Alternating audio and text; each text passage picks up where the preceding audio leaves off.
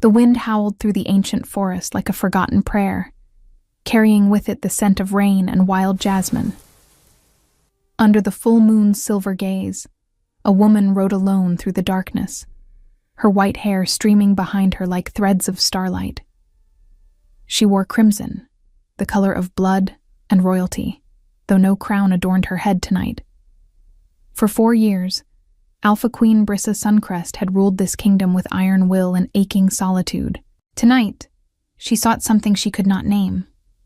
Freedom, perhaps, or simply the illusion of being human again. The white stallion beneath her moved with liquid grace, hooves striking the earth in rhythmic thunder. She had left the castle without guards, without ceremony, wearing only her finest dress and the weight of countless sleepless nights. The council would be furious. Let them be.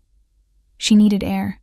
She needed the wild. She needed to remember what it felt like to be Brissa, not just the queen who had buried her king and refused to remarry, who had held a fractured realm together with bloodied hands and borrowed courage.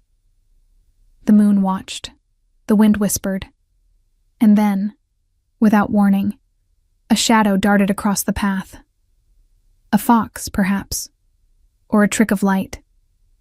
The stallion reared, wild-eyed and terrified. Brissa, caught off guard, felt the world tilt.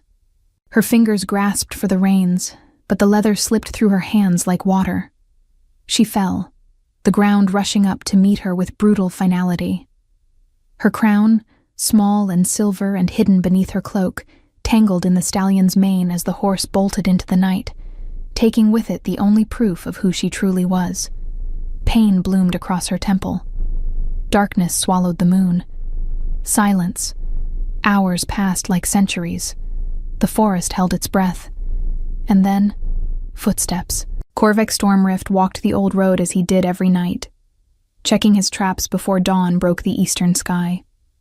He was a man carved from mountain stone and winter storms, tall and broad-shouldered, with long black hair that fell past his shoulders and a beard that framed a face both fierce and contemplative. His hands were calloused from labor, his back strong from years of carrying burdens no nobleman would understand. He owned nothing but his small wooden house, a patch of land, and a reputation for being harder than the iron he sometimes worked. The village feared him a little, respected him more. He spoke rarely, smiled never, and had buried his own family years ago in a plague that took everything soft from his eyes. But tonight, those eyes found something that made him stop mid-stride. A woman lay crumpled on the road, her crimson dress torn and muddied, white hair spilled across the dirt like spilled milk. Blood traced a delicate line down her temple. She was not moving. For a long moment, Corvac simply stared. Then, without hesitation, he knelt beside her, pressing 2 rough fingers to her throat. A pulse, faint but steady, fluttered beneath his touch like a trapped bird. Relief flooded through him, surprising in its intensity. He looked around. No carriage, no guards. No sign of who she was or where she had come from. Only the fine quality of her dress that spoke of wealth he could never imagine. A lady, perhaps. Lost, thrown from her horse. Alone. The word echoed in his mind with strange familiarity. Corvac slid his arms beneath her, lifting her with effortless strength. She weighed nothing. This woman who smelled of lavender and something wilder, something that reminded him of storms before they broke. He cradled her against his chest and began the long walk home, his massive frame moving with surprising gentleness through the darkness. His house was small and simple. 1 room with a hearth, a table, a bed of straw and wool. He laid her down carefully, then set about building a fire. The flames cast dancing shadows across her pale face, revealing features that seemed sculpted by some artist who understood beauty as something both fragile and eternal. High cheekbones, full lips, a nose slightly crooked, as if broken once and healed imperfectly. She was, he realized with uncomfortable awareness, the most beautiful woman he had ever seen. He pushed the thought away and focused on what mattered. Survival. Before we continue with the story, I want to thank everyone who supports the channel and loves our Alpha King romances. In the pinned comment, you'll find a special selection of the best Amazon audiobooks that inspire our stories. If you purchase any audiobook through those links, you'll be directly supporting the channel and helping us create more stories. Tell us where you're watching from and how old you are in the comments. I hope you enjoy the story. Korvek cleaned the wound on her temple with water boiled over the fire, his large hands moving with surprising delicacy. He wrapped her head in clean linen torn from his only spare shirt. He checked for other injuries, finding bruises along her ribs and a twisted ankle, which he bound with practiced efficiency. Years of living alone had taught him these skills. You learned to heal yourself, or you died. When he finished, he sat back on his heels and studied her face. Who was she? Why had she been alone on that road?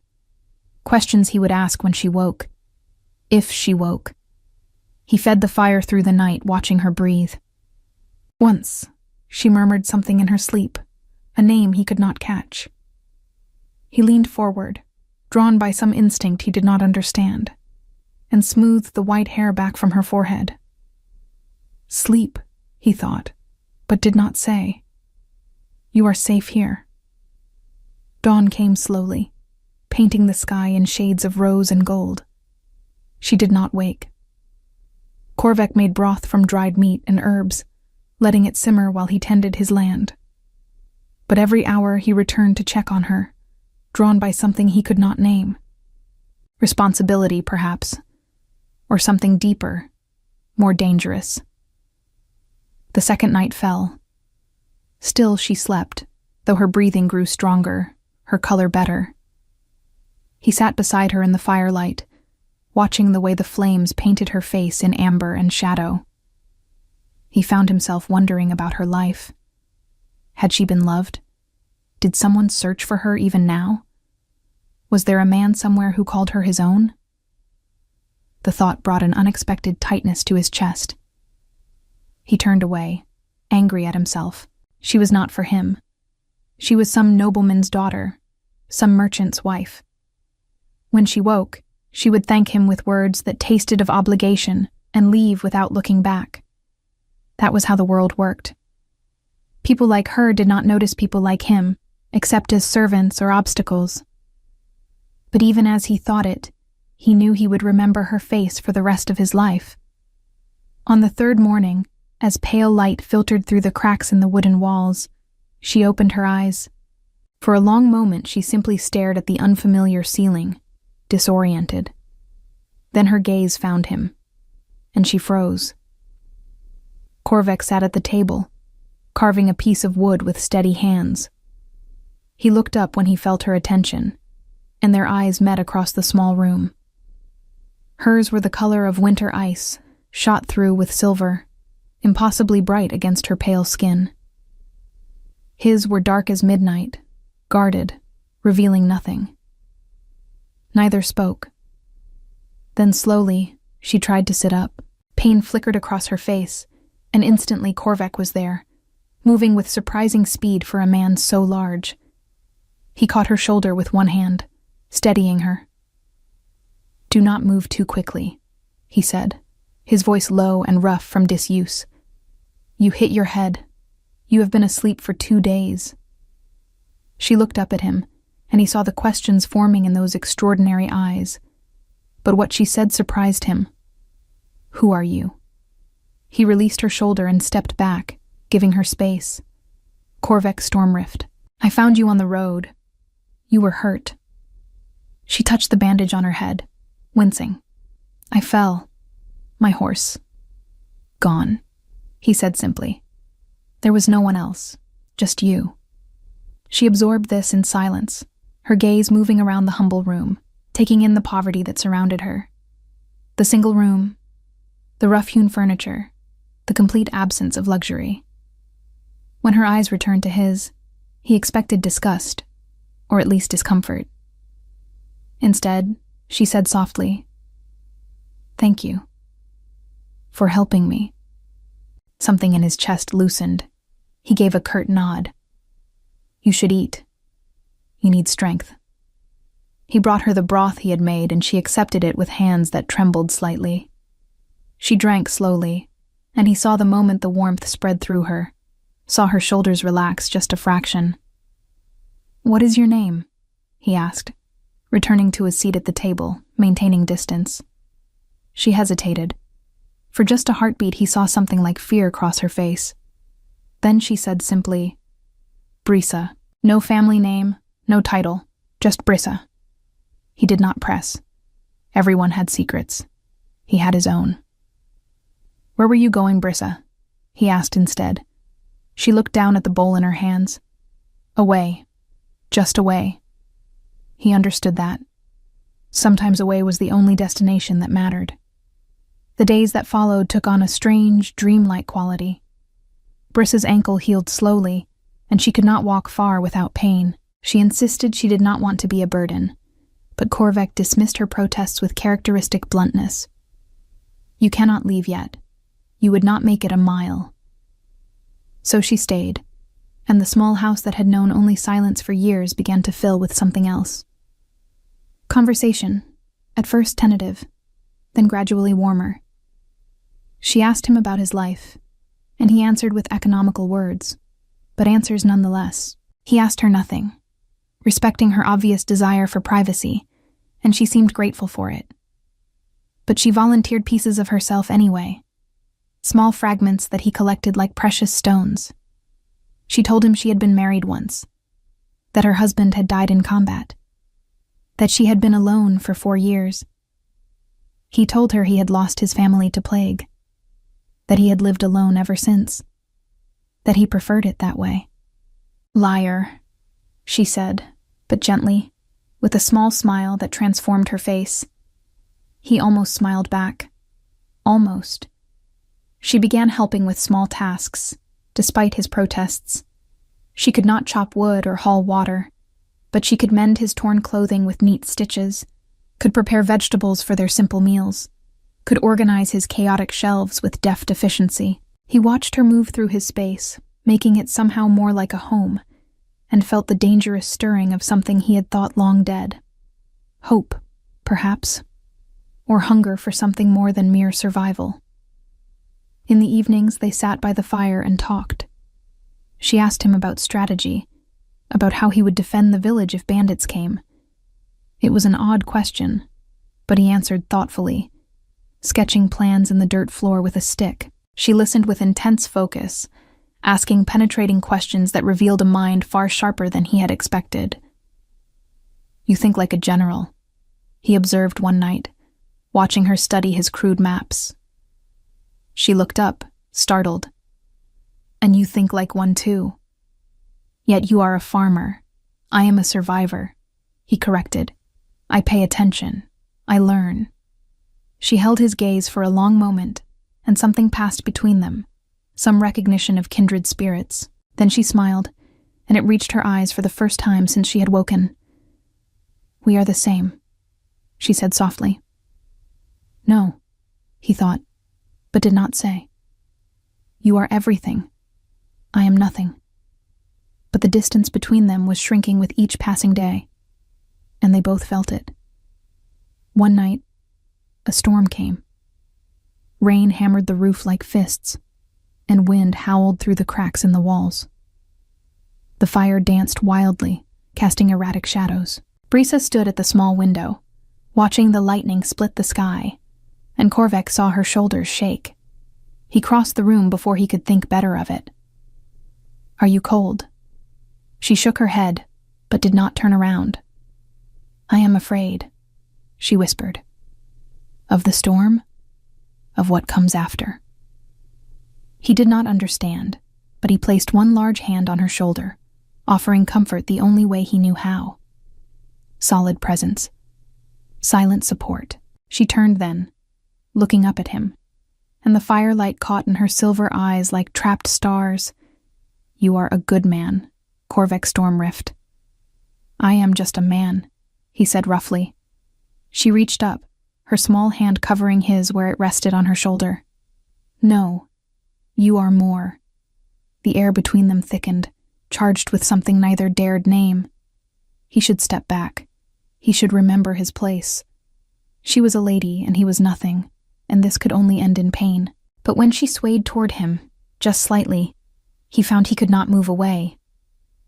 "Brissa," he said, a warning or a plea, he did not know which. She closed the final distance, rising on her toes, and pressed her lips to his. The world stopped. For a heartbeat, he stood frozen, shock and desire warring within him. Then, with a low sound that might have been surrender or defiance, he wrapped his arms around her and kissed her back with years of loneliness and longing pouring through him like a flood breaking through a dam. She tasted of rain and smoke, and something indefinably her. Her hands fisted in his long black hair, pulling him closer, and he lifted her as if she weighed nothing, crushing her against his chest. The kiss deepened, turning desperate. 4 years of solitude meeting 4 years of isolation in a collision that felt like coming home.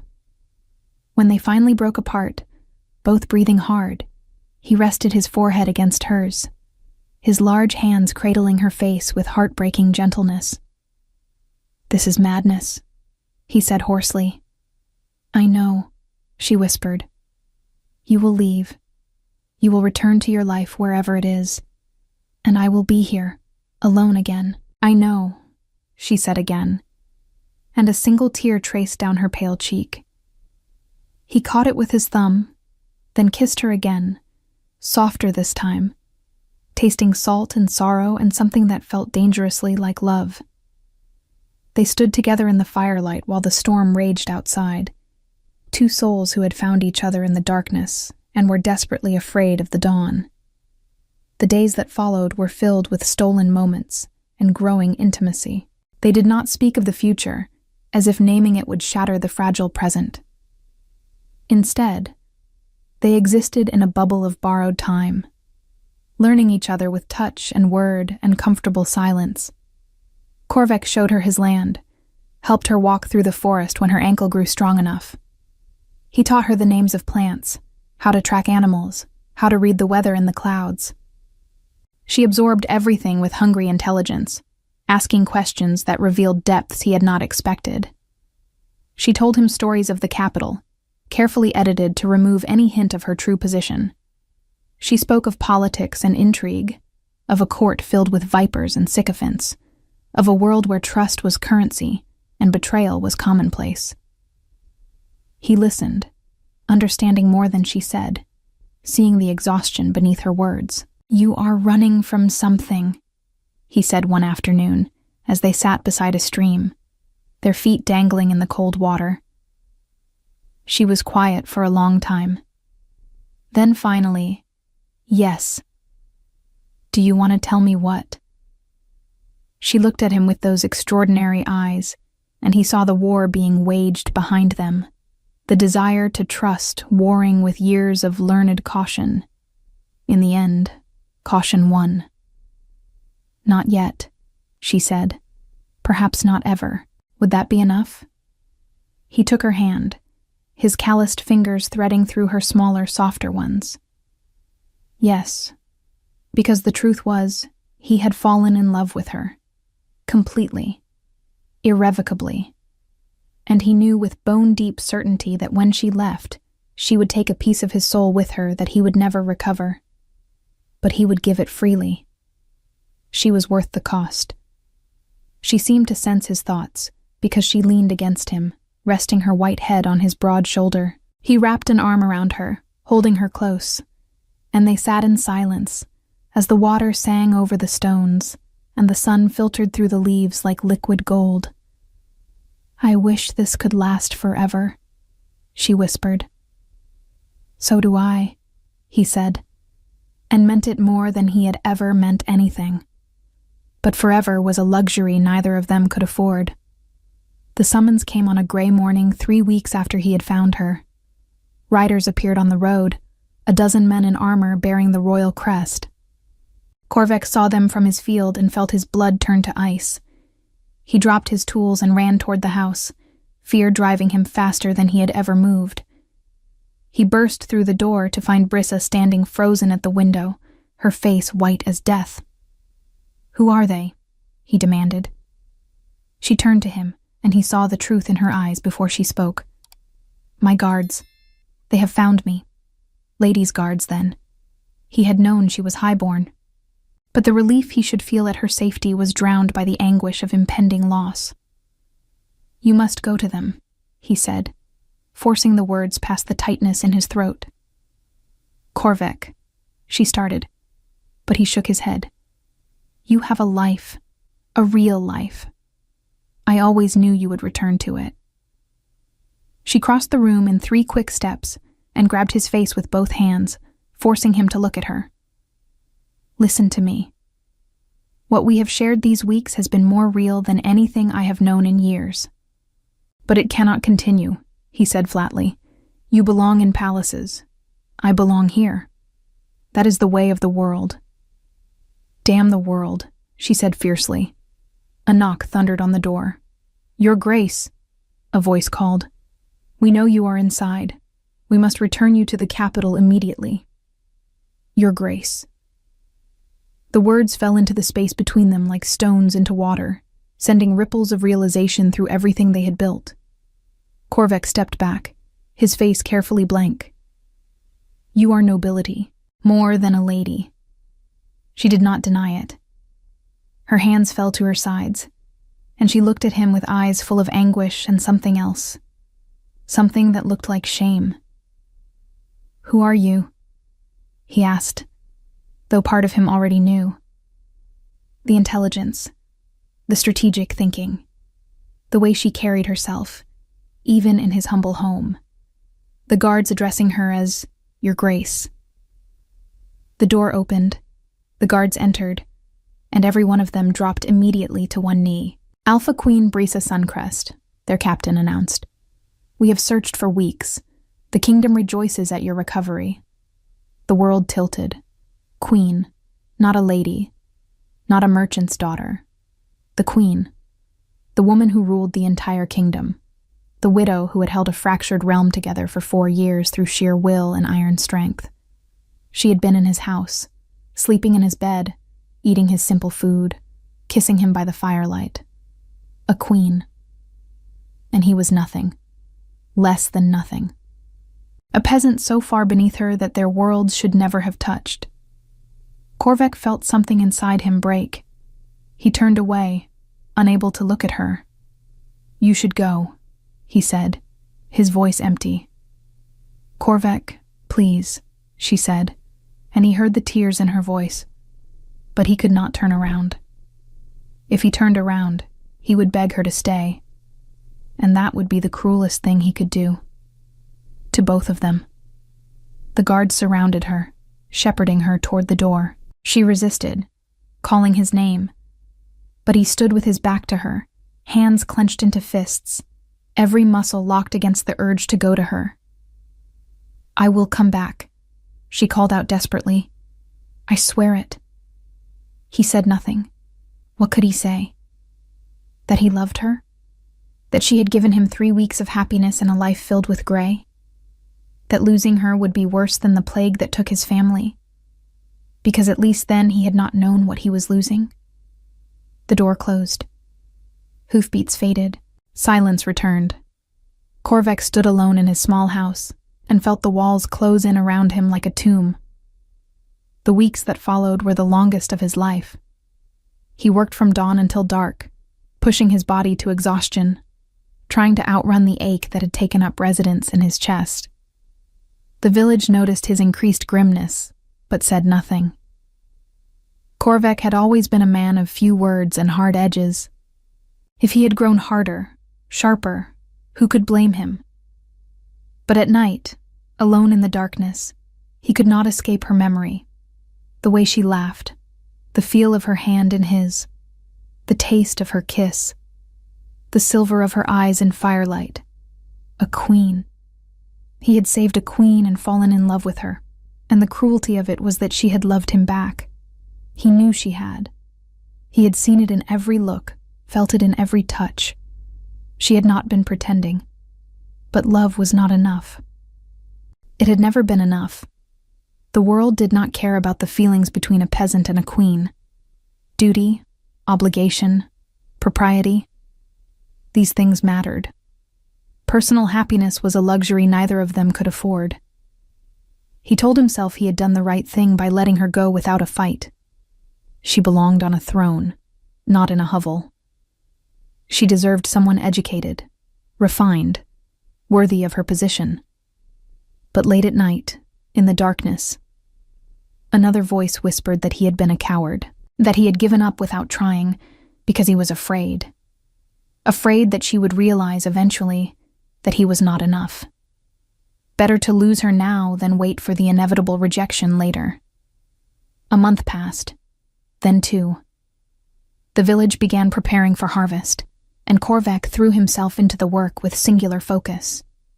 He was in the field when the rider came, a young man in royal livery who dismounted with the kind of swagger that came from never having worked a day in his life. "You are Korvac Stormrift?" the rider asked, looking around the modest farm with barely concealed disdain. "Yes." The rider handed him a sealed letter. "From the capital. Her Majesty requests your presence." Korvac took the letter but did not open it. "Tell Her Majesty I am needed here. The harvest does not wait." The rider's eyes widened. "You would refuse a royal summons?" "I would refuse to leave my responsibilities. I am a farmer. I cannot drop everything because..." "Because what?" the Queen asks. The rider shook his head in disbelief. "She has asked for you specifically, multiple times. She will not take no for an answer." "Then she will have to learn disappointment," Korvac said flatly, and turned his back on the rider, returning to his work. But his hands shook as he gripped the plow. The letter remained unopened on his table for 3 days. He looked at it every morning and every night, the royal seal gleaming in the firelight like an accusation. Finally, on the 4th day, he broke the wax and unfolded the parchment. Her handwriting was elegant and precise, every letter perfectly formed. But the words themselves were raw, unguarded, stripped of royal formality. "Korvac, I have tried to respect your choice. I have tried to let you go. But I find I cannot, not without speaking the truth one more time. You believe you are unworthy. You believe the distance between us is too great. You are wrong. These weeks without you have been worse than the 4 years I spent ruling alone. At least then I did not know what I was missing. Now I know, and the knowledge is a wound that will not heal. I am not asking you to love a queen. I am asking you to love me. Brissa, the woman who found peace in your house, who laughed for the first time in years over your terrible jokes, who felt safe in your arms when the storm raged. Come to the capital, not as a subject, but as an equal. Let me show you that the distance between us is not as great as you think. If you still choose to walk away after that, I will accept it. But please, give me a chance to prove that what we shared was real, that it can be real still. Yours, B. He read the letter 3 times, his chest tightening with each word. She was offering him everything he wanted and feared in equal measure. A chance, hope, a future that seemed impossible. But what if he failed? What if he went to the capital and discovered he truly was not enough? What if the court destroyed whatever they had built in the quiet of his small house? What if, a small voice whispered, he was throwing away his one chance at happiness because he was too afraid to try? He looked around his empty house, at the cold hearth and the empty bed and the silence that pressed in from all sides. Was this really all he wanted from life? Solitude and safety and slow decay? Or was he brave enough to reach for something more, even if it meant risking everything? The decision, when it came, was surprisingly simple. He saddled the horse he had bought with his harvest savings, packed a small bag, and began the 3-day journey to the capital. The city sprawled across the horizon like a living thing, all stone and smoke and noise. Korvac had never seen anything like it. People pressed in from all sides, vendors hawking wares, children running through the streets, carriages rattling over cobblestones. The castle rose at the city's heart, massive and imposing, with towers that seemed to pierce the sky itself. He felt absurdly out of place in his simple clothes and travel-worn boots. Everyone else seemed to know where they were going, moving with purpose and confidence. He was just a peasant farmer who had no business being here, but he had made a promise to himself. He would see this through. The guards at the castle gate stopped him immediately. "State your business."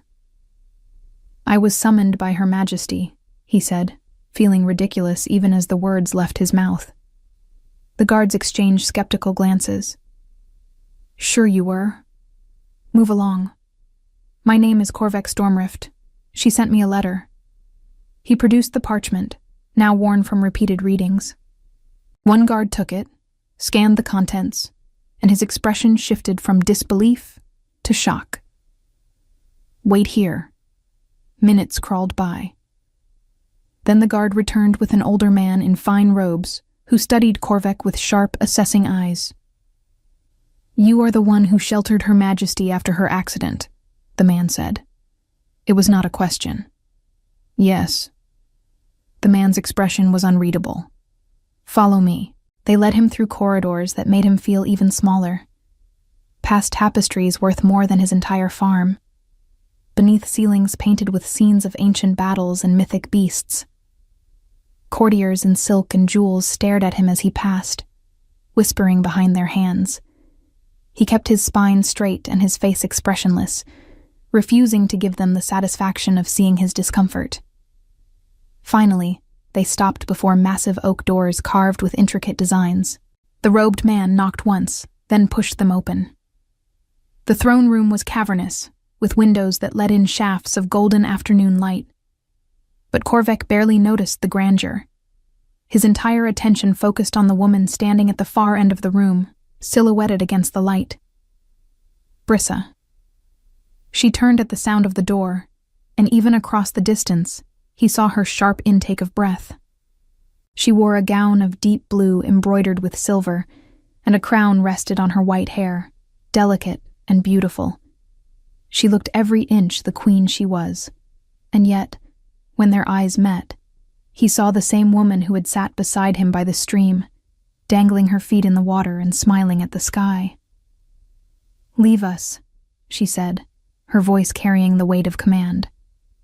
"Your Majesty," the robed man protested, "it is not proper. I said leave us." The authority in her tone brooked no argument.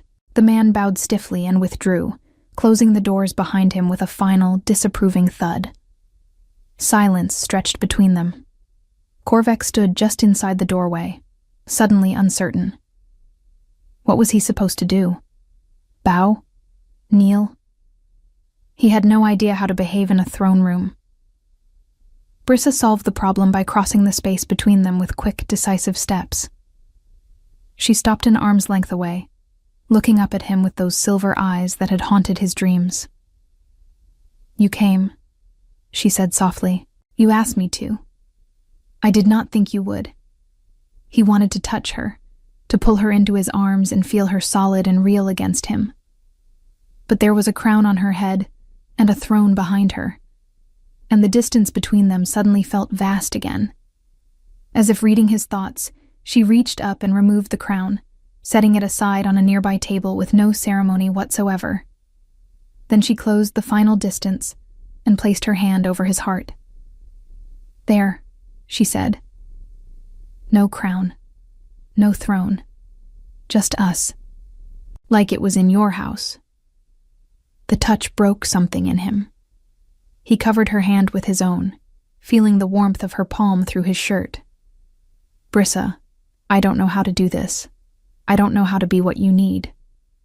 "What I need," she said fiercely, "is you. The man who cared for me when I was hurt, who talked with me by the fire, who made me feel like Brissa instead of a title and a burden. I am a farmer," he said desperately. "I cannot advise you on matters of state. I cannot move in your world. I will embarrass you." She cupped his face with both hands, forcing him to meet her gaze. Do you remember the night I asked you about strategy? About how you would defend the village? Yes. You drew battle plans in the dirt with a stick, and they were brilliant, practical, and unconventional, and exactly what I needed to hear. Do you know why? He shook his head, not trusting his voice. Because my generals think in terms of honor and tradition. They fight the way they were taught, following rules that no longer apply. But you think in terms of survival. You see the terrain, the resources, the reality of what is actually there. That is what I need, Korvek. Someone who sees clearly when everyone else is blinded by protocol. You don't need a farmer for that, he argued. You need an advisor, a strategist. I need you, she said again.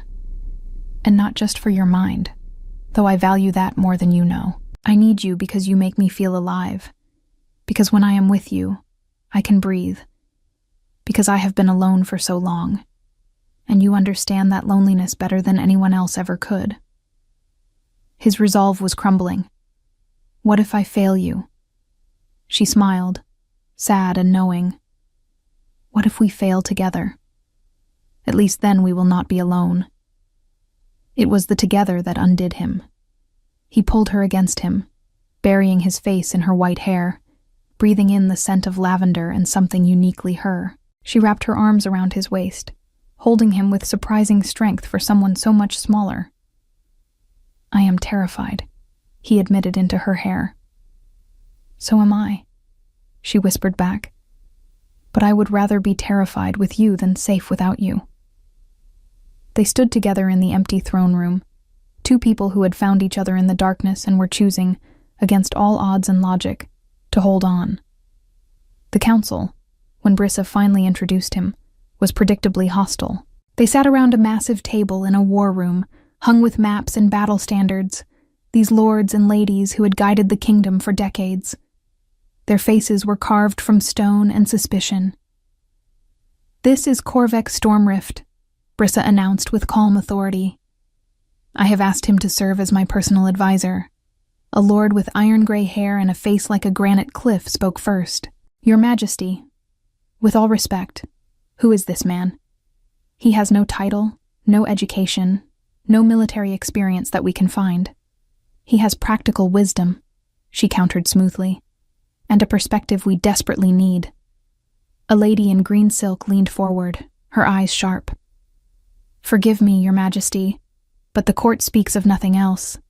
This is the man you disappeared with for 3 weeks. She paused delicately. Farmer who sheltered you. The implication hung in the air like smoke. Korvek felt his jaw tighten. But before he could respond, Brissa's voice cut through the tension like a blade. This is the man who saved my life when he had every reason to leave me dying on the road. Who tended my wounds and asked for nothing in return. Who has more honor in his smallest finger than this entire court combined? She let that sit for a moment, her gaze moving around the table, daring anyone to challenge her. He is here because I asked him to be, because I trust him. That should be sufficient. The lords and ladies exchanged glances, clearly unhappy, but unwilling to directly oppose their queen. The gray-haired lord tried one more time. We mean no disrespect to your judgment, Your Majesty, but these are dangerous times. The northern packs grow restless. Raiders test our borders. We need experienced counsel. Then test his counsel, Brissa said. Give him a problem. Let him show you what he can do. The room fell silent. Then a younger lord, one with calculating eyes and a cruel mouth, smiled. Very well. Master Stormrift, if you were in command of our forces, how would you defend against the northern packs currently gathering near the Blackwater Pass? Every eye turned to Korvek. He felt the weight of their skepticism, their eagerness for him to fail. Part of him wanted to do exactly that, to prove he did not belong here and escape back to his simple life. But then he looked at Brissa, saw the faith in her eyes, and something inside him hardened. He stepped forward to the central map. How many fighters do they have? Reports estimate 2,000, the young lord said smugly. We have 1,500 available to garrison the pass. Korvac studied the map, his mind working through possibilities with the same methodical focus he brought to every problem.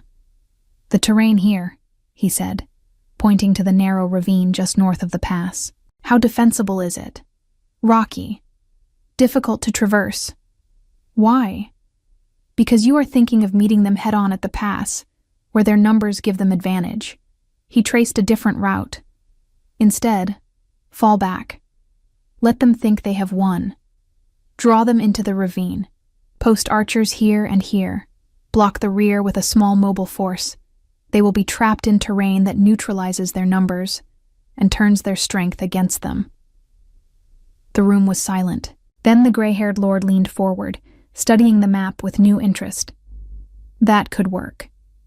It is unconventional, but the logic is sound. It is cowardly, the young lord spat. We do not run from fights. It is survival, Korvac said coldly, turning to face him. You fight to win, not to satisfy your pride. Dead men have plenty of honor and no future. Brissa's lips twitched, suppressing a smile. She turned to the council. His appointment stands. You will treat him with the respect his position deserves. Meeting adjourned. The lords and ladies filed out, some still muttering, others thoughtful. When the room finally emptied, Brissa sagged against the table with relief. That was terrifying, she admitted. Korvac moved to stand beside her. You enjoyed it. She laughed, surprised, perhaps a little. He studied the map, his mind still working through strategies and defenses. This is what you want from me? Military advice? That, she said, turning to face him, and someone to remind me that I am not alone in this. Someone who sees me, not just the crown. He reached out and tucked a strand of white hair behind her ear, the gesture achingly familiar despite their grand surroundings. I see you, he said softly. I have always seen you. She leaned into his touch, closing her eyes. Then that is enough. The rest we will figure out together. The weeks that followed were a strange new education. Korvac attended council meetings, initially as an observer, then gradually as an active participant. He learned the intricate dance of court politics, though he never fully embraced it. He preferred blunt honesty to pretty lies, and while it earned him enemies, it also earned him a grudging respect. The lords learned quickly that his lack of formal education did not mean lack of intelligence. He absorbed information with startling speed, connecting patterns they missed, seeing solutions from angles they had never considered. His strategies were unconventional, but effective, prioritizing practicality over tradition. And slowly, grudgingly, they began to listen. But it was outside the council chambers that Korvac truly found his purpose. He walked the city streets, talking with common soldiers, merchants, farmers who came to market. He learned their concerns, their needs, their complaints about policies made by people who had never gone hungry or cold. He brought these voices back to the council, insisting they be heard. You are making enemies, Brissa warned him one evening as they walked in the castle gardens, away from listening ears and watchful eyes. I do not care about being liked, he said simply. I care about being useful. She took his hand, threading her fingers through his in a gesture that had become natural between them. You are more than useful. You are necessary. He pulled her close, wrapping an arm around her shoulders. The moon was full, painting everything in silver light, and for a moment he was transported back to his small house, to simpler times when the world was just the two of them. Do you ever regret it? He asked quietly, bringing me here? She looked up at him, her silver eyes reflecting moonlight. Never. Do you? Sometimes, he admitted. Then I see you, and I remember why I stayed. She rose on her toes and kissed him, soft and sweet and full of promise. They stood together in the garden, surrounded by the scent of night-blooming jasmine, and the distance between peasant and queen seemed to fade into nothing. But fate, as always, had other plans. The attack came without warning on a cold autumn morning. The northern packs, tired of waiting and emboldened by their numbers, launched a coordinated assault on 3 border towns simultaneously. Messengers arrived at the castle in a flurry of panic and blood, reporting fires, casualties, and enemy forces pushing deeper into the kingdom. The council convened in chaos. Lords shouted over each other, proposing and dismissing strategies with equal fervor. The gray-haired general wanted to split their forces to defend all 3 towns. The young, cruel-mouthed lord insisted on a full frontal assault. Others argued for fortifying the capital and abandoning the border settlements. Brisa sat at the head of the table, her face pale, listening to the cacophony with growing distress. Korvek watched her carefully, saw the moment fear began to creep into her eyes. She had faced countless decisions in her 4 years as queen, but never a military crisis of this scale.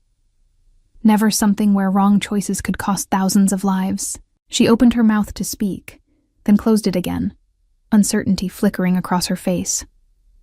The room fell silent, waiting. And for the first time since taking the throne, Alpha Queen Brisa Suncrest hesitated. Korvek did not think. He simply acted, driven by instinct and the bone-deep need to protect her from drowning in doubt. He stood, his massive frame drawing every eye in the room. "Your Majesty, may I speak?" Brisa looked at him, relief and gratitude flooding her features. "Please." He moved to the map, his mind already 3 steps ahead, seeing the pattern the scattered attacks revealed. "They want us to divide our forces. 3 targets means we split into thirds, and thirds are weak. They will pick us apart." "Then what do you propose?" the general demanded. "We cannot abandon those towns. We do not abandon them. We bait the trap." He pointed to the central of the 3 towns, a strategically important crossroads. "This is the real target. The other 2 attacks are diversions. They want us weak here, so they can take this and cut the kingdom in half." "How can you possibly know that?" the cruel-mouthed lord sneered. "Because it is what I would do," Korvek said flatly. He traced routes on the map with decisive motions. "We pull back from the outer 2 towns. Evacuate who we can, but do not fight there. Every available fighter goes here. We meet them at the crossroads with our full strength, not scattered thirds. We make our stand where it matters." "That is retreat," the lord spat. "Cowardice." Korvek turned on him, and something in his eyes made the lord take a step back. "That is survival. That is winning. You want glory? Go die in a meaningless battle at the border. But if you want to save this kingdom, you fight smart, not proud." The room erupted in argument, but Brisa stood, and the force of her presence demanded silence. "We follow Korvek's plan," she said, her voice ringing with authority. "Evacuate the outer towns. Concentrate our forces at the crossroads. General, you have 6 hours to mobilize." The general looked between the queen and Korvek, then nodded sharply. "It will be done." The council dispersed in a flurry of activity. Within the hour, runners were departing for the border, carrying orders and evacuation notices. Soldiers mobilized with impressive efficiency. The castle transformed into a war camp, every person moving with purpose. Korvek found himself in the center of it all, coordinating with generals, adjusting troop positions, ensuring supply lines remained intact. He worked through the night, fueled by determination and the knowledge that lives depended on getting this right. Near dawn, Brisa appeared beside him in the war room. He looked up from the maps to find her watching him with an expression he could not quite read. "Come with me," she said quietly. She led him to her private chambers, away from the chaos. The room was opulent by his standards, but intimate, filled with personal touches that made it feel like her. She closed the door and turned to face him. "The battle will be in 3 days," she said. "When our forces reach the crossroads?" "Yes. You should lead them." He stared at her. "I am not a general. I have never commanded troops in battle." You have commanded this entire operation, she countered. The generals listen to you now. The soldiers respect you.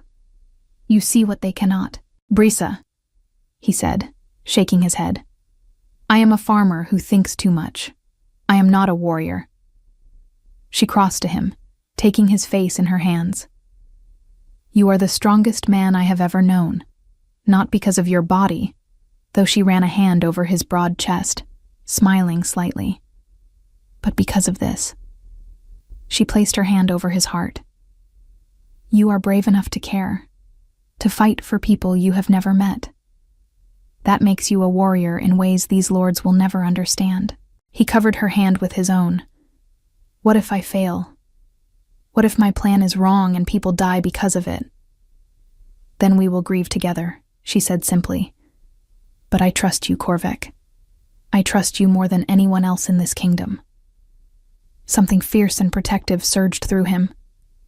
If I do this, I need you to promise me something. Anything. You stay here, safe in the capital, behind walls and guards. Her eyes flashed. I am the queen. My place is with my people. Your place, he said roughly, pulling her against him, is wherever you will survive. I cannot fight if I am terrified you will be hurt. Please, Brisa, let me do this knowing you are safe. She searched his face, then slowly nodded. But you come back to me. That is my condition. You come back. He kissed her then, deep and desperate, pouring 4 years of loneliness and 3 months of love into the embrace. When they finally broke apart, he rested his forehead against hers. I promise, he said. While I breathe, nothing will happen to you. And that means I have to keep breathing. She smiled through tears. That is acceptable. They held each other as dawn broke over the castle, 2 people facing an uncertain future but facing it together. The journey to the crossroads took 2 days of hard riding. Korvek led the combined forces, 1,500 soldiers who watched him with wary respect. The generals rode beside him, offering tactical advice he absorbed and adapted. He felt the weight of their trust, their lives, pressing down on his shoulders. But he thought of Brisa, waiting in the capital, and the weight became bearable. They reached the crossroads at sunset of the 2nd day. The town had been evacuated, only soldiers remaining to fortify positions. Korvek walked the perimeter, studying the terrain with the same careful attention he gave his farmland. The crossroads sat in a shallow valley, hills rising on 3 sides. The northern approach, where the enemy would come, was the most exposed. Perfect. He positioned archers on the hillsides, concealed in the tree line. The main infantry force he divided into 3 groups, a strong center to draw the enemy in, and 2 flanks hidden just beyond the hills. It was the same principle as the ravine trap he had proposed months ago, but on a larger scale. We let them think they have us, he explained to the assembled commanders. They will see our center, think we are pinned in the valley, and push hard to break us. When they commit, the flanks close in from the hills. The archers rain down from above. We turn their momentum against them. And if they do not commit, the general asked, if they sense the trap, then we fight them straight. But they will not sense it. They have been winning. They are confident. Confidence makes you careless. The commanders dispersed to their positions. Night fell. Soldiers ate cold rations and checked weapons with nervous energy. Korvek walked among them, offering quiet words of encouragement, learning names, reminding them why they fought. Not for glory, not for honor, but for the people waiting at home who needed them to survive. He found himself thinking of his small house, his quiet life. Part of him longed for that simplicity. But a larger part knew he could never go back to being that man. He had changed. She had changed him. The attack came at dawn, as he had predicted. The northern packs poured into the valley like a dark tide, 2,000 strong, howling and fierce. They saw the center line and charged with savage joy, anticipating easy victory. Korvek stood in the center of his forces, tall and unmovable as a mountain. He waited. Let them come closer, closer. The soldiers around him tensed, ready to break, but he held them with sheer force of will. "Hold," he called out, his deep voice carrying over the din. "Hold." The enemy closed to 50 yards. 40, 30, now, he roared. Arrows blackened the sky. The flanks surged from the hills like waves. The enemy, suddenly surrounded and raked by arrows from above, faltered. Their advance stalled. Confusion spread through their ranks. Korvek drew the sword the queen had given him and raised it high. Forward! The center line surged. What had seemed like prey became predator in an instant. The valley turned into a killing ground, exactly as he had planned. The northern packs, caught in a trap they had not anticipated, broke. They scattered, running for the northern pass, and the kingdom forces pursued, driving them back across the border. By midday, it was over. The cost had been high. Soldiers lay wounded or dead across the valley. But the kingdom had held. The northern packs had been broken, their threat neutralized for years to come. And in the center of it all, covered in mud and blood but unharmed, stood Korvek Stormrift. The soldiers cheered. The generals clasped his shoulders with respect that was no longer grudging. He had proven himself not just as an advisor, but as a leader, a warrior, someone worthy of standing beside their queen. But all he could think about was getting back to her. The return to the capital took 3 days, slowed by wounded soldiers and the need to secure the border.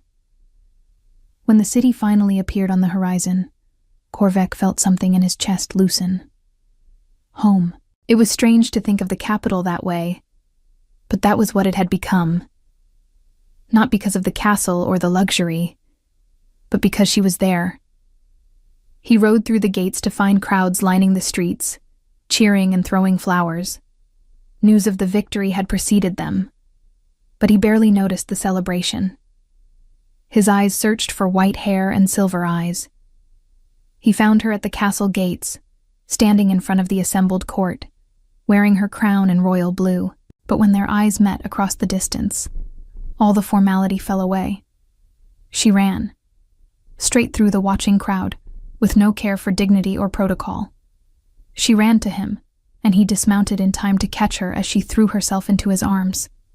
He lifted her off the ground, holding her tight, and felt her tears against his neck. "You came back," she sobbed. "You promised, and you came back." "Always," he said roughly. "Always." The crowd erupted in cheers. The soldiers joined in, banging swords against shields. And there, in front of the entire kingdom, the Alpha Queen kissed her peasant warrior with no shame or hesitation. When they finally broke apart, she took his hand and led him up the castle steps. The court bowed as they passed, respect and acceptance finally genuine. At the top of the steps, she turned to address the assembled masses. "This man saved our kingdom," she announced, her voice ringing clear and strong. "He is Korvek Stormrift, and from this day forward, he stands beside me not as advisor or general, but as my chosen consort." Gasps rippled through the crowd. The court looked shocked, but no one dared protest. The soldiers, however, roared their approval. Brissa turned to Korvek, her eyes shining. "I know we have not spoken of this. I know it is sudden, but I am done waiting. I am done pretending.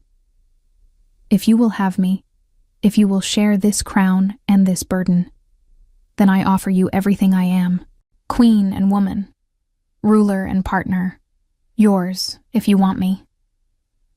Korvek looked at this extraordinary woman who had stumbled into his life and changed everything. He thought about the man he had been, bitter, alone, convinced he would die as he had lived, in solitude.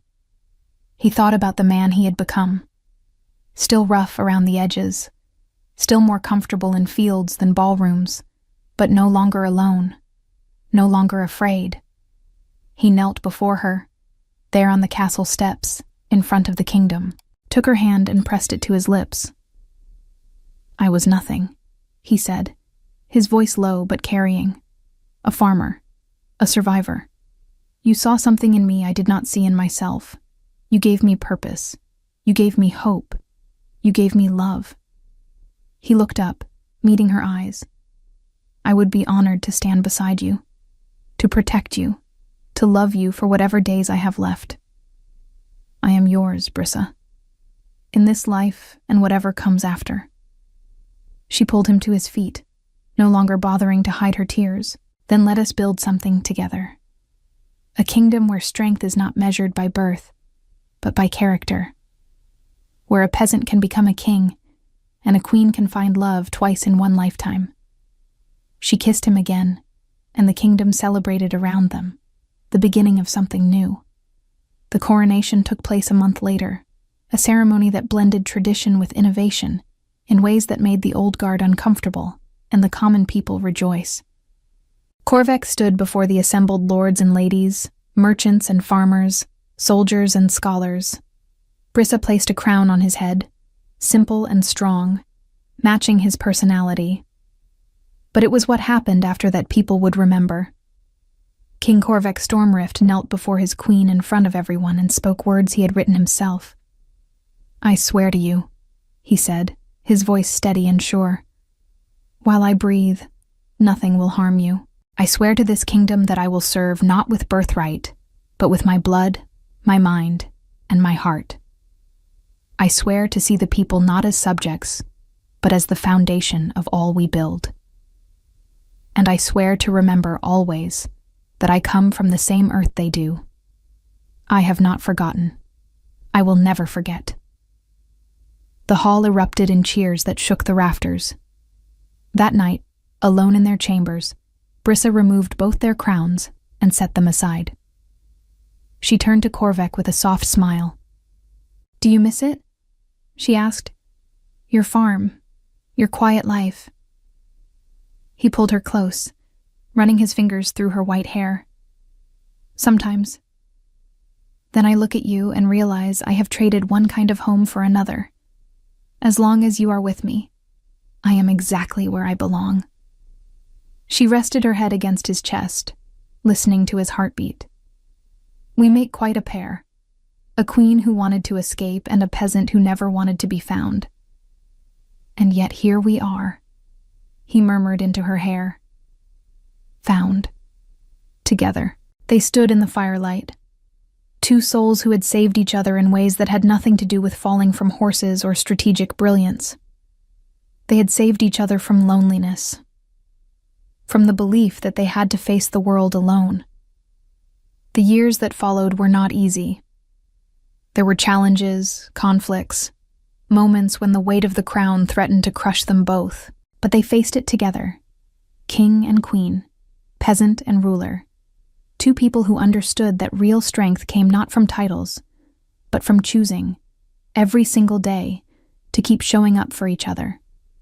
The kingdom prospered under their joint rule. Corvac's practical reforms lifted farmers and merchants out of poverty. Brissa's diplomatic skill kept the peace with neighboring realms. Together, they built schools, hospitals, infrastructure that connected the kingdom like never before. But more than that, they built a partnership that became legendary. Songs were written about the queen who fell and the peasant who caught her. Stories were told to children about true love that transcended class and expectation. And through it all, the two people at the center of the legend simply lived their lives, grateful for every morning they woke beside each other. The first winter they ruled together brought challenges neither had anticipated. A plague swept through the lower districts of the capital, and while the council suggested quarantining the affected areas and letting the sickness run its course, Corvac would hear none of it. He walked the infected streets himself, organizing medical care, food distribution, and shelter for those displaced. The court was horrified. A king did not risk himself for commoners. But Brissa understood. She joined him in the streets, crown abandoned, her white hair covered with a simple shawl. Together they moved through the suffering, bringing not just supplies, but hope. The plague would not take these people while their king and queen stood beside them. When it was finally over, when the last patient had either recovered or been buried with honor, the people's love for their unusual rulers had transformed into something unbreakable. They had proven that crowns meant nothing if those who wore them forgot their humanity. In the council chamber, the gray-haired general approached Korvek privately one evening. "I was wrong about you," he admitted, his weathered face sincere. "I thought you were a farmer playing at being a king.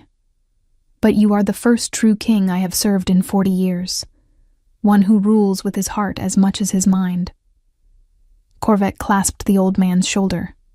"I am still a farmer, but I learned long ago that tending crops and tending people require the same things: attention, care, the willingness to get your hands dirty." The general smiled. "Then perhaps we need more farmers on thrones." But it was in the quiet moments that Korvek and Brissa truly thrived. Morning walks in the garden before the court woke, late nights in the library, planning reforms while sharing wine and gentle touches, stolen afternoons when they would slip away to the royal stables, saddling horses themselves, and riding out into the countryside like the common people they had once been. On one such afternoon, they found themselves at the spot where he had found her, the bend in the road where everything had changed. They dismounted and stood in silence, remembering. "Do you ever wonder what would have happened if I had ridden a different road that night?" Brissa asked, her hand finding his. "Every day," he admitted, "and every day I am grateful you chose this one." She turned to face him, the afternoon sun turning her white hair to gold. "Do you know what I was thinking that night, when I left the castle alone? Tell me." "I was thinking I could not do it anymore. 4 years of ruling alone, of making impossible decisions, of being strong when I felt weak. I was so tired, Korvek. So tired of being what everyone needed me to be. And now?" She smiled, reaching up to trace the line of his jaw. "Now I have you to share the burden, to remind me that I am human first and queen second, to love me when I am weak and celebrate me when I am strong. You saved me that night, but not the way you think. You saved me from drowning in loneliness." He pulled her close, resting his chin on top of her head. "You saved me too. I was already dead, just too stubborn to lie down. You gave me a reason to live again." They stood together on that lonely road, two people who had found each other in the darkness and built something beautiful in the light. The seasons turned. Spring brought diplomatic visits from neighboring kingdoms, and Brissa's grace and intelligence secured alliances that had eluded previous monarchs. Summer brought harvest festivals, where Korvek insisted on participating in the commoners' competitions, winning respect by refusing to let his title exclude him from working alongside his people. Autumn brought trade negotiations that filled the treasury without oppressing the merchants. Winter brought the anniversary of their first year ruling together. On that anniversary, Brissa surprised him with a gift. She led him to a part of the castle he had never explored, down corridors she had ordered sealed during renovations. When she finally stopped before a heavy oak door, she handed him a key. "Open it," she said, her eyes dancing with suppressed excitement. He unlocked the door and pushed it open, then stopped in wonder. It was his house, or rather, an exact replica built inside the castle itself. The same rough wooden walls, the same simple hearth, the same modest furniture. Even the smell was right, wood smoke, and earth and simplicity. "I had it built in secret," Brissa explained, watching his face. "For the days when the crown becomes too heavy, when we need to remember who we were before all of this. Our sanctuary." Korvek turned to her, this remarkable woman who understood him so completely. Words failed him, so he simply lifted her into his arms and carried her across the threshold, just as he had that first night when she was hurt and unconscious, and he had no idea his life was about to change forever. They made love by the firelight in that recreated house, slow and tender and full of the kind of intimacy that only comes from truly knowing another person. Afterward, they lay tangled together on the simple bed, her white hair spilling across his chest, his arms wrapped protectively around her. "I love you," he said into the silence. "I do not say it enough, but I love you with everything I am." She tilted her head to look at him, her silver eyes soft. "I know. You show me every day in 1,000 small ways, but it is still good to hear." "I was afraid," he admitted, "when you first brought me to the castle. Afraid I would fail you, that I would not be enough. And now? Now I am still afraid. But I am not alone in my fear. We carry it together." She kissed his scarred knuckles, each one a testament to years of hard labor. "That is what love is," she murmured. "Not the absence of fear, but the courage to face it together." They slept that night in their secret sanctuary, dreaming of simpler times while building a complex future. The years continued their steady march. Challenges came and went. Border skirmishes were resolved through Korvek's strategic brilliance and Brysa's diplomatic skill. Economic crises were averted through reforms that balanced the needs of all classes. Natural disasters were met with swift, organized responses that saved countless lives. But it was the small rebellions that defined their reign. When the council insisted on maintaining laws that favored nobility over commoners, Korvek and Brysa rewrote them. When tradition demanded they live separate lives with separate chambers, they refused, sharing their space and their lives without apology. When the court objected to a peasant-born king participating in manual labor during harvest season, he did it anyway, and the people loved him for it.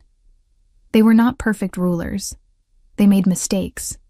They argued sometimes, fierce debates that cleared the air and left them stronger. But they never stopped listening to each other, never stopped respecting the perspectives they each brought to the throne. On their 10th anniversary as rulers, the kingdom threw a celebration that lasted 3 days. But on the actual day of their coronation anniversary, Korvek and Brysa slipped away from the festivities. They rode out to his original house, the small wooden structure that still stood on his land, maintained by a local family in exchange for farming the surrounding fields. They sat on the doorstep as the sun set, watching the sky turn gold and crimson and violet. Neither spoke for a long time, content simply to be together in the place where their love had begun.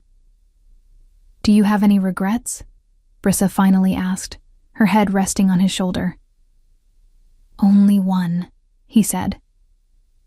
She looked up, surprised and a little concerned. "That I did not tell you I loved you sooner. That first night by the fire, when I watched you sleep and knew my life would never be the same, I should have told you then." She smiled, sad and sweet. "I was not ready to hear it then. Neither of us were. We needed time to become the people who could love this way." He kissed the top of her head. "You are wise, my queen, and you are strong, my king." They sat together as darkness fell. Two souls who had found each other against impossible odds and built a love that would outlast kingdoms. In the distance, they could hear the festival continuing, celebrations of their reign and their union. But here, in the quiet, they celebrated something more personal. The choice they made every day to choose each other, to honor each other, to love each other with the same fierce devotion they brought to ruling their kingdom. The moon rose, full and bright, the same moon that had witnessed a woman falling from a horse and a man choosing compassion over indifference. And in its silver light, a king and queen who had been a peasant and a lost woman recommitted themselves to each other without words, without ceremony, but with the bone-deep certainty that this love was the foundation upon which everything else was built. Years later, when both their heads had gone gray and laugh lines creased their faces, when new challenges had been met and overcome and their legend had grown beyond their control, Korvek and Brysa would still slip away to this place. They would sit on that same doorstep and remember Remember the night the moon was full and a woman fell from a horse. Remember the peasant who saved a queen without knowing what he held in his arms. Remember 3 weeks of stolen happiness in a house that smelled of wood smoke and hope. Remember the moment he realized she was a queen and felt the world tilt beneath his feet. Remember the moment she asked him to come to the capital and he chose courage over safety. Remember the battles fought and won, the reforms implemented, the lives changed. But mostly they remembered this, the simple gift of each other, the miracle of finding someone who saw you completely and loved you anyway, the grace of building something together that was stronger than anything either could have built alone. And they would smile, these two people who had found each other in the darkness and chosen, against all odds and logic, to hold on. Because some loves are written in the stars, grand and sweeping and destined from birth, and some are written in the earth, born from simple kindness and quiet strength, from choosing to help a stranger on a lonely road. And those, sometimes, are the loves that transform not just hearts, but kingdoms. Those are the loves that last forever. We'd love to hear your thoughts on this beautiful love story. Let us know what you thought of this tale full of emotions and surprises. Tell us your name, where you're watching from, and rate this story from 0 to 10 if it touched your heart. And if you enjoyed the plot, don't forget to leave a like and subscribe to the channel so you don't miss the amazing new stories coming soon. See you next time.